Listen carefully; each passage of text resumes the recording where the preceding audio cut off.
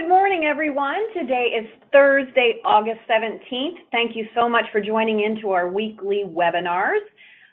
For those of you that are new to this program and this format, my name is Deb Wilkinson, and I'm the Vice President of the Health Plan Options Department here at URL. I oversee the group health markets and, of course, as I always say, what is left of the individual markets here in Pennsylvania.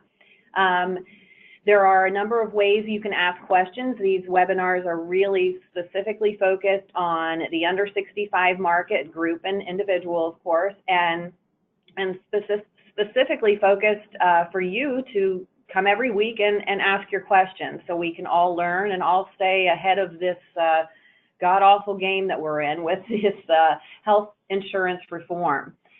So if you want to ask questions, there's a couple ways you can do it. You can click on your hand icon, which is to the right of your screen in your control panel, or you can type questions into the question box and I'll answer those at the end of the webinar. So let's just jump right into it. If you could just all test those little hands and see if you can hear me okay and see my screen. If perfect, thank you, everyone. I appreciate that. Technology and I don't usually get along, so I appreciate when it does work for me. Jumping right in to all the happenings with health insurance reform. The Senate Health Committee, I mentioned this last week, is to meet in early September to work on stabilizing and strengthening the individual insurance markets. What that really means, details, those are the devils, I don't know. Obviously, going right into the second sentence, the cost share reductions are a big part of that stabilization. I guess both in theory and in practicality. The insurance carriers, this is what really seems to make them uneasy on how to rate products, whether those cost share reductions are going to be paid or not. The next payment was due or is due on August 21st, and I just read this morning that the August payment, the administration did say the August payment will be made. The payment is to be approximately $600 million. There's no news on payments moving forward. It's just that the August payment will be made. So we'll keep watching that, and maybe that's part of what the stabilization meetings will be about. The CBO on Tuesday released a report. They were asked to rate what impact on rates and access to coverage would happen, or how not paying those cost share reductions would impact, again, access and rates. And they came up with a report that basically said what everybody has been saying all along, that if the cost share reductions are reduced, rates could increase approximately 20 to 25%. And it's not really as disruptive as maybe a lot of folks thought. Within that report, they said that if the cost share reductions were eliminated, that it's estimated, and I say quote unquote, only 5% of consumers would not have any options on the marketplace for coverage within their counties. And that's nationally. Yeah, is that a large amount of number of people if you put them in a room? Absolutely. In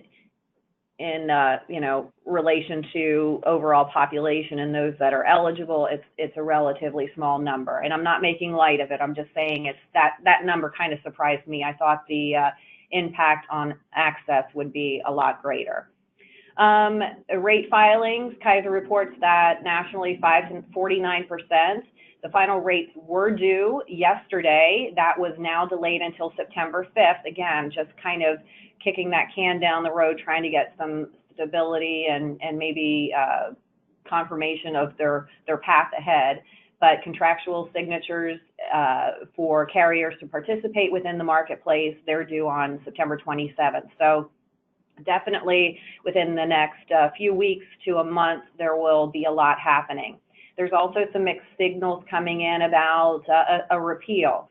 Will this happen? I don't know. And I asked the question is, at this late date, is that going to help stabilize or further disrupt? And I don't know if we can even further disrupt the market or not, but I don't know. We'll see what happens. I find that it's probably not, a repeal is probably going to face the same challenges that it did in the Senate before. So we'll see. On to some nuts and bolts here. August 23rd at URL, I'm having a 2CE seminar. It's from 8:30 to 11, and it's going to be on the top 10 items to review for healthcare reform compliance. This is really specific to the group health market. Even if you don't do group health with URL, I encourage you to come. I did add the syllabus to your handouts. If you want, if you have difficulty downloading or printing those handouts on the control panel, just shoot me an email and I'm happy to send you the syllabus. It really is going to be timely, and I think it's only going to benefit those of you in that group health market, really kind of preparing what you need to talk about when your renewal season comes up. Incidentally, the 12/1 renewals are probably going to be out within the next couple of weeks. So we are, in all intents and purposes, in fourth quarter. So again, if you can take some time, it's definitely going to be worth your while. Prime Pay, Lisa Collins will be presenting, and again, it's 2CE, absolutely free here at URL, and I'll serve breakfast as well. So hopefully you can make it. So on to some other news. Highmark's Lehigh Valley Flex Blue, they have extended the incentive, and I think it's absolutely something that for those of you that are selling groups in Lehigh, Northampton, Schuylkill, and Carbon counties, as well as Monroe counties, definitely looking at that. Lehigh Valley Flex Blue, those are the systems that folks in those counties use anyway. And I'll just go to the next screen here, if I can. The incentive for the Lehigh, Northampton, Schuylkill, and Carbon counties has been extended for, it's 1/1 effective date through November 1st, and then for Monroe counties, it's 2/1 through November 1st.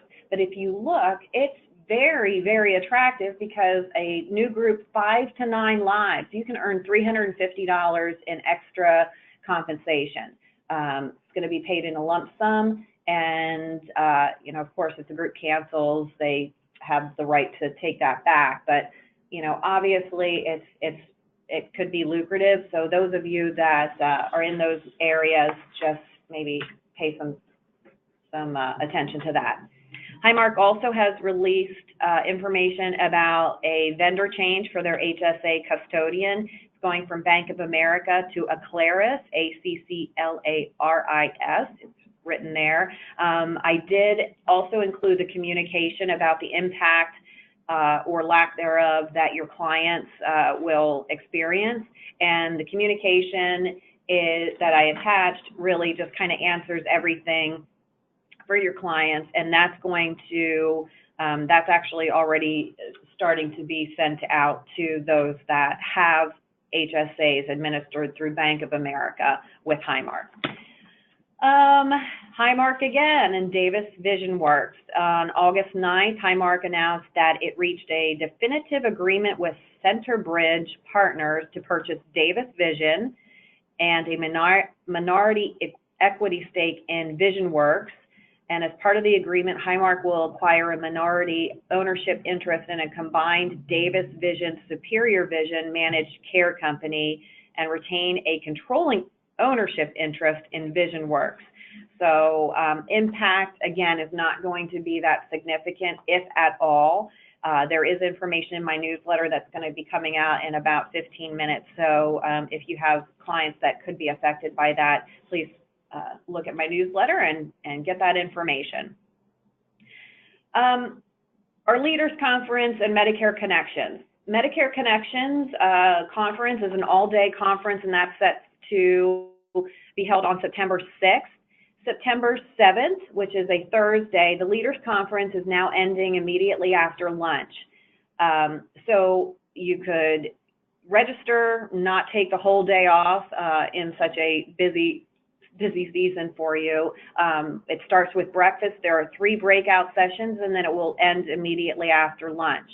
My carriers that I'm having come and present are Geisinger, Highmark, which would encompass the 3 regions of Highmark, and Capital Blue Cross.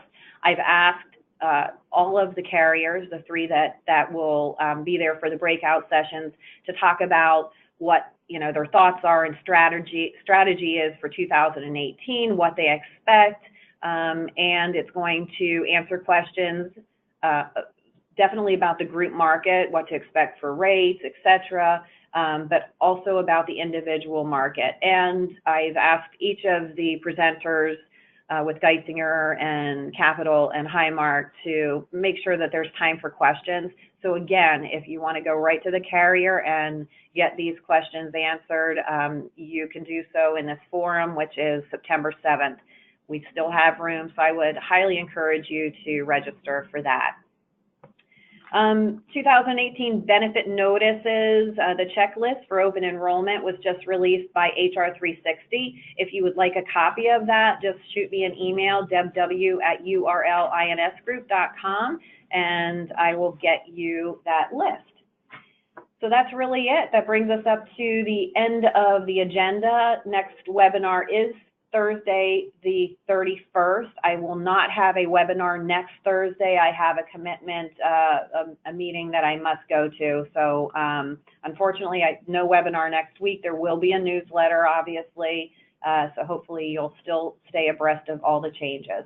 And that is it. So let's see if we have any questions. I have no questions. Oh. The benefit notice chart, Dave asked what the benefit notice chart is, and what it does, Dave, is it really goes down what you need to be mindful of as a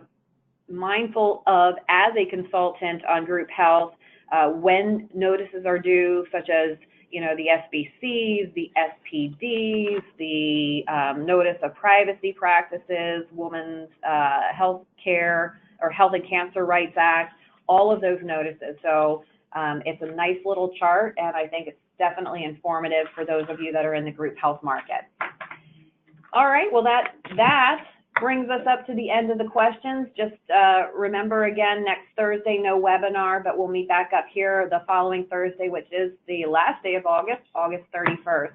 As always, I truly appreciate you joining in every week. Keep your questions coming. We're going to keep watching all this for you, and hopefully we can, survive this health insurance market.